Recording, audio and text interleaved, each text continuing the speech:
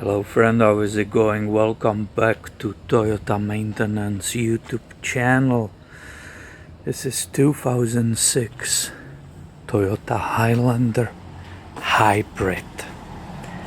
And this vehicle was towed to my shop. I don't normally get towings, but this is a customer which I worked for in the past. So I said, yeah, we will do exception and you can tow here. Now, why you want to tow it to my shop? They said, hey, it was sitting for a while and now it's dead. So we looked at the aux battery, the small one, and we saw the battery was bad, the aux. So we replaced it with brand new. We put a brand new battery here. But still the vehicle has all the lights on and we cannot start it. Can we tow it to your shop? So I said yes. The tow truck dropped it off here. I can see immediately, absolutely horrible, because it was sitting through the winter somewhere underneath a tree. It has all that growth on it, and there is green growth here. This carpet is fully soaked. There's water in it. So there was a leakage in the vehicle for some reason. I don't know what position it was sitting at, or which slope, or what was up, down, everything matters. So there was some water getting into the vehicle. So I need to diagnose it. What's the problem?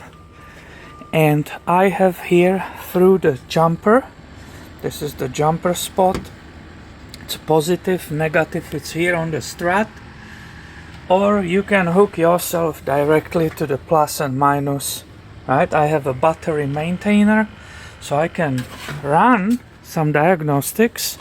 The battery, the aux battery is very small, so I don't want to run this down. I have my voltmeter, everything is here. And we can look together what codes this vehicle has. So it came, I already worked on it. It has all the lights here on, and it says, the red warning says check hybrid system, check VSC system. So it shows both of these.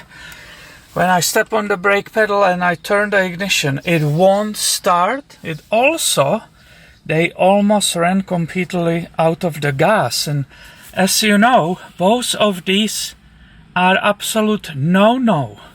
You don't want to have a hybrid which you will park for half a year somewhere. Let the water in. You see that green, that's really wet. You can probably see that area, it's really wet. So this is all no-nos, big problem. You are asking for a big problem. You can see my sticker here from the oil change. So I was working on it. Now when I brought the scanner, hooked it to it, I got many codes. The first was hybrid P3000 battery control system. The other code was for ABS C1200 front speed sensor. Other code ABS C0205 front speed sensor. Another code was ABS C1210 rear speed sensor. ABS, the next, C1241 low or high power supply voltage. And then two more ABS codes, C1259 hybrid vehicle EV control system regen malfunction. And last one, ABS C1310 HV EV system malfunction. So I grabbed the scanner and I went ahead and erased the codes, or let's say attempted. After erase, I have three codes which will stay: P3000 C1259 and C1310. These are, the last two are ABS codes. I already said what they are, and it's automatically staying if you have a problem with the hybrid system. Now the system, it's the car is refusing to do anything. It's stuck. I have a aux voltage maintaining over 13 volts, so I don't have a problem that I will have a low battery power, but I bet you we have a serious problem with the hybrid battery, which is underneath the rear seats. I also checked the main disconnect plug. I will show you in just a second. I will show you where the plug is. So you go in the hybrid system after I was in general system, and you start, I'm not selecting, you start looking at your battery block voltages. And if we start from beginning, so battery pack current value, it's basically 0 amps. Battery state of charge is a 0. It says it's completely kaput. And now look at the voltages. I think I got rid of the glare. Did I get rid of the glare? I'm trying my best, guys, not to have that glare so you can read it with me. I'm sorry, it's always pain. It's always the glare shows up somewhere. So the battery block voltage V01, it's 1991. Battery block voltage V02 is 20. I will be just saying V. So V03, it's a 1994. V04 block, it's 1997. V05, it's 1994.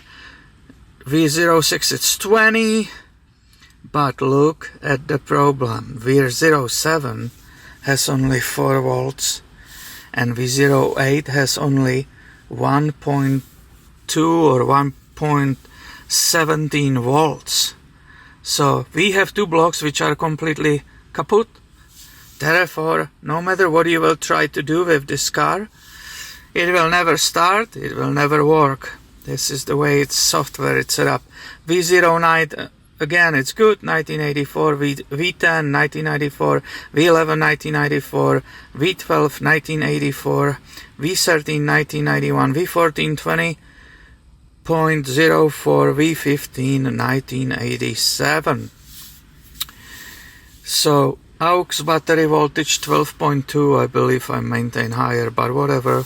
These scanners always take a lot of electricity from the battery, so that's why you are running that battery maintainer.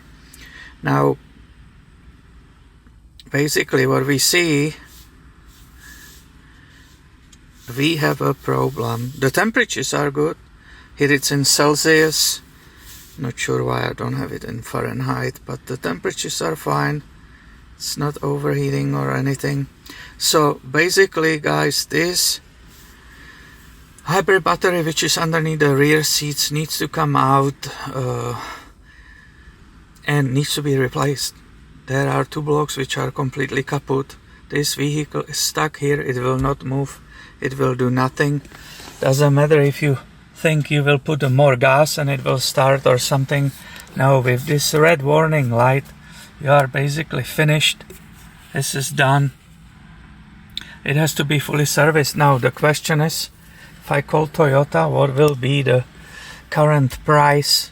I remember the prices for Priuses because I do them pretty often, but not of this vehicle.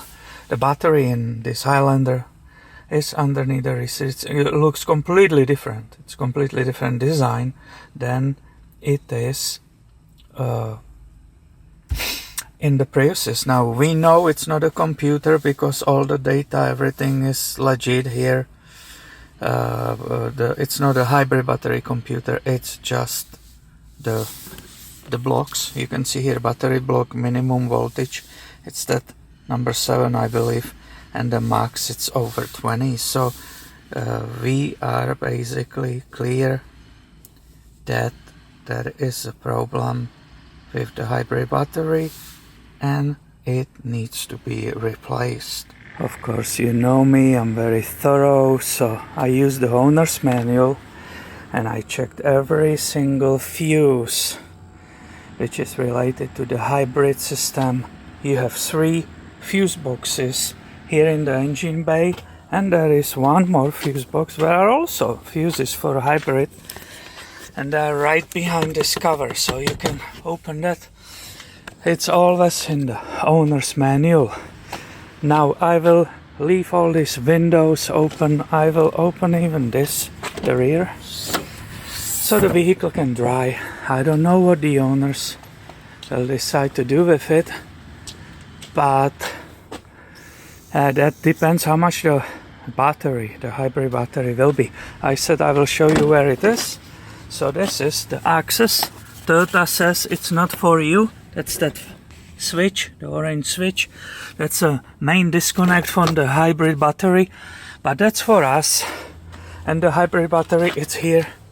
Again, there is that contrast from the sun, but it's underneath the rear seats. There's the whole block starting right here and going on the other side. It's a big hybrid battery. So I just got off the phone with the Toyota parts. The battery is available. That's a good news, and that's probably the last good news. The battery block, first of all you need to pay core because they want to have it back, and the core on this one it's $1,300, so that's my cost before I will return the old one.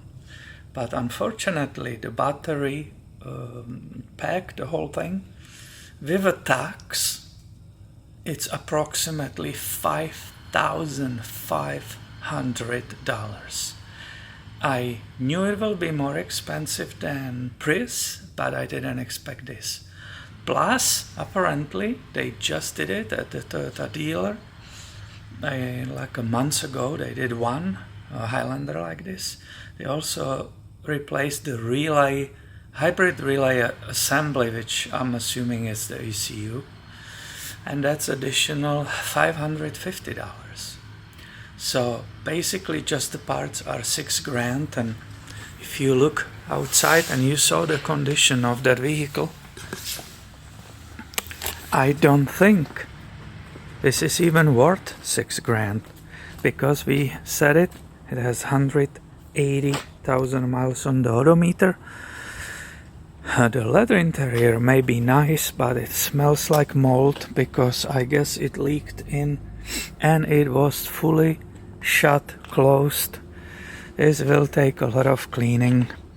I don't think we will be filming this replacement.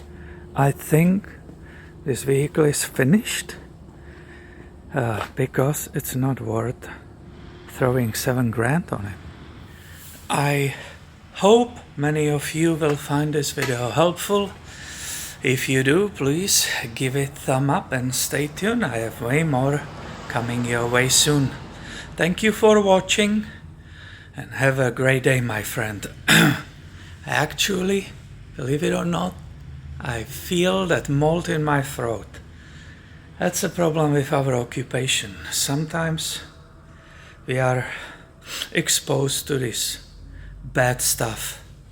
Better flush it down really quickly with some good coffee. What do you say?